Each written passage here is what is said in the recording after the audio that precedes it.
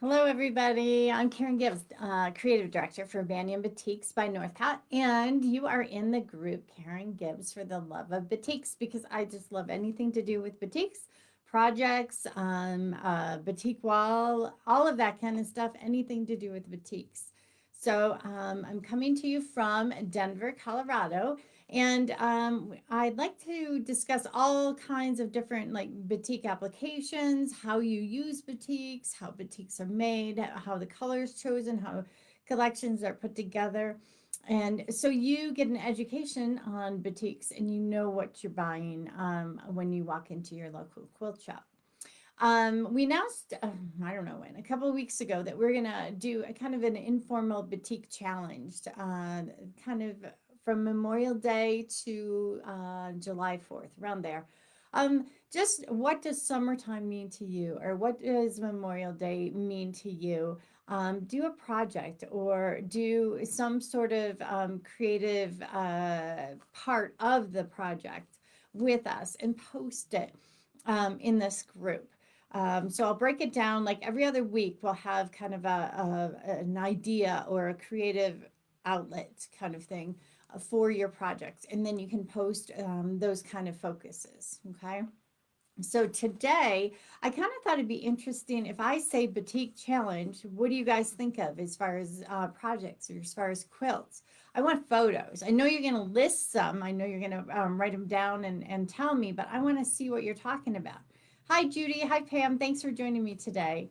So I want to see the latest one. Maybe you've pinned it on your Pinterest board of something that you want to make or, something like that because when we look at projects, we always design collections, right? And we look at projects to put with the collection. So I want to see what inspires you. And that will be the first kind of creative challenge for this batik challenge.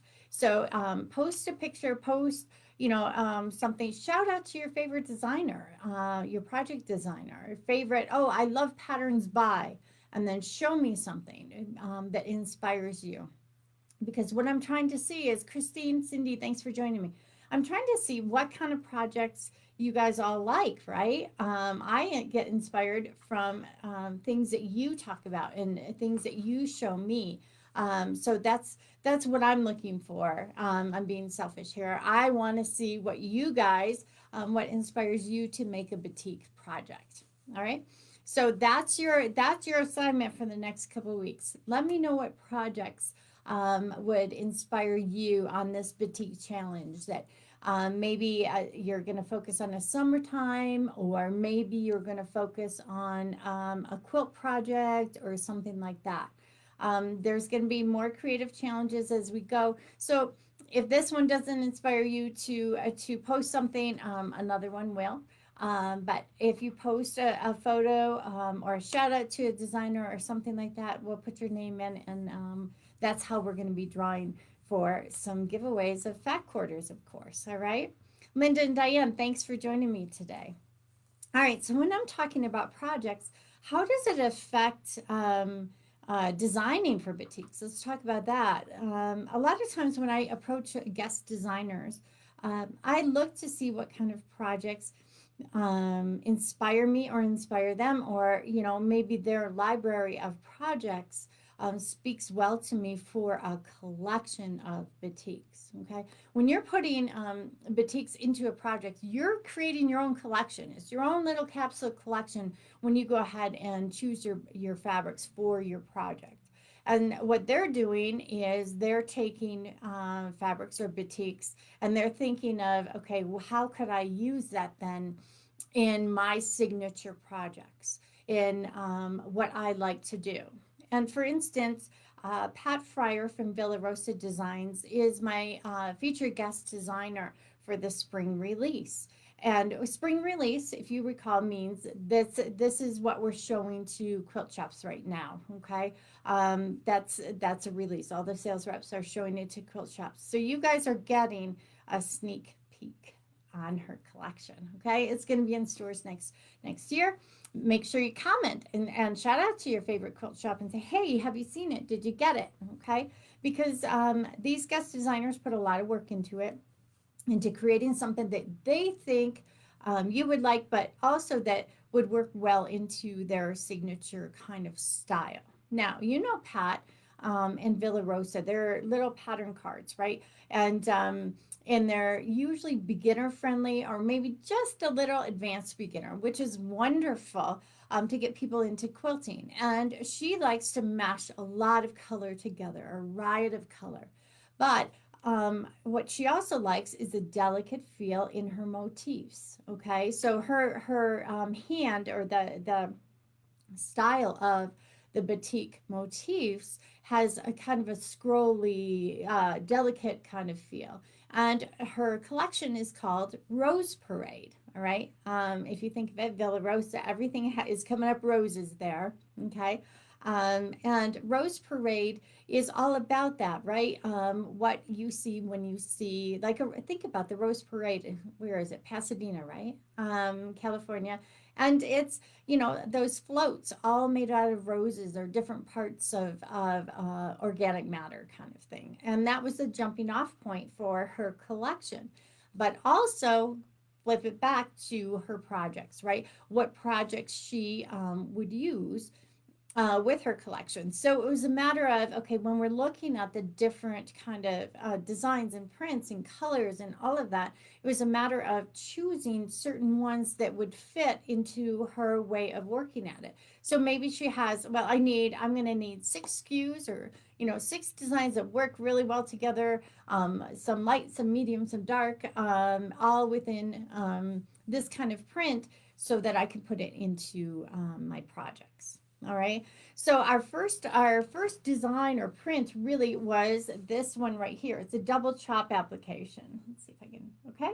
You can see it's got a couple.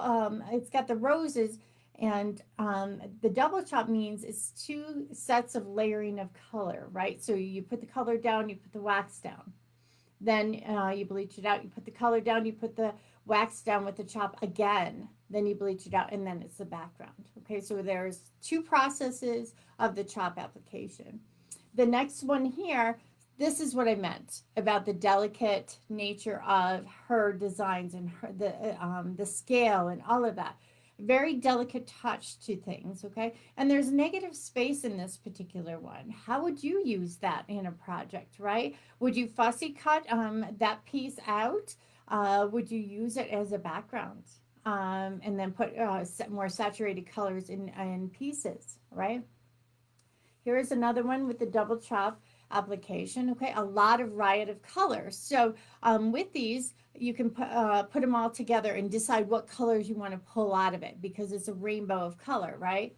Okay, love this with the yellow in the black. And as quilters, we're kind of nervous about yellow. You know, I love yellow. I think if you use yellow, it does not overpower a quilt. I think you can use it in many different ways. Okay, and then we put it here in this one too with the yellow on white. And notice how sweet that particular print is, right? Very delicate. It's nice all over. Also, we need a border, because Banyan can do borders, right? We do a lot of border stripes, and they run length of fabric. But again, you get the feel of the collection, right? The delicate nature of it. All right. So I put this in a color palette, right? Or a colorway. For a project, would this colorway work as a nice project? Absolutely, right? You could use just these SKUs in a project and it would work fantastic. All right. But what if we've got another colorway here, okay? And this is the pink and purple colorway. There's a third colorway. Where is it? Wrong way. Sorry. Behind me, right over here. Okay, the third colorway. And then the fourth colorway is on the other side. So there's 4 colorways here, but you get an idea. Each colorway can be a project, or you can put them all together and mix and match them up.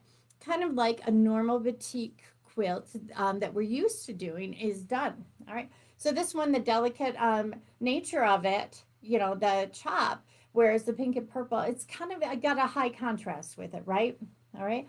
And then this softens it down. It's more of a tone on tone. All right. High contrast again with your purples. Okay. And with the spacing out. So you see a lot of negative space and you see a lot of the background. All right. And same with this one here. And then you've got to see, of course, the border print, right? Isn't that gorgeous? Now look at how many colors are in there. There's a ton of colors in the background. What is the first thing? What is the first color that's applied though? It's a motif, right? If you guys have been watching, you know that the first color that's applied is the motif in any of these batik designs, right? But you can cut this into a border print, or you can use it as a stripe or anything like that.